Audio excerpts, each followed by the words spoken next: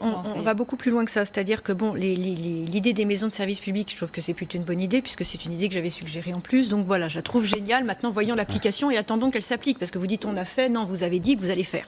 Donc c'est pas tout à fait la même chose. Existent déjà. Non, elles ne sont pas encore. C'est une déclaration d'Emmanuel Macron. Mais non. Moi, j'en ai installé une dans ma commune. Vous confondez avec les maisons France Service. Après, il y a la question des écoles. Emmanuel Macron nous avait promis le 26 mai dernier qu'il n'y aurait pas de fermeture de classe, qu'il n'y aurait pas de fermeture d'école. On se rend compte qu'à la rentrée prochaine, il y aura moins d'écoles, ce qui veut dire qu'on éloigne une fois de plus l'école, notamment de ceux qui en ont le plus besoin, ceux qui sont dans les territoires ruraux.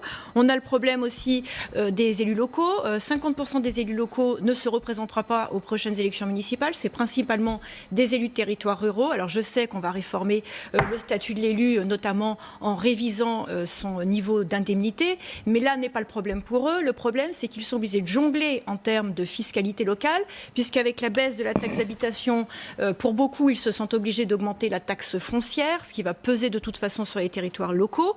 Donc finalement, ils sont obligés de faire des choix. Donc dire que localement, on va pouvoir faire des appels à concurrence pour faire en sorte qu'il y ait des entreprises qui se mettent sur le marché du transport, moi je trouve que c'est un ersatz, c'est-à-dire qu'en fait, on part déjà du principe que le transport doit être un service intéressant financièrement pour l'entreprise qui le met en place. Ça veut dire qu'on oublie juste son obligation, qui est d'abord une obligation de service public et justement d'égalité des individus dans le territoire. Donc je pense que là, on passe complètement à côté de l'objectif. Et qu'est-ce qui se passe techniquement sur les territoires? Je vais vous donner un exemple précis. L'accès à la culture, puisque c'est quelque chose qui n'intéresse absolument personne.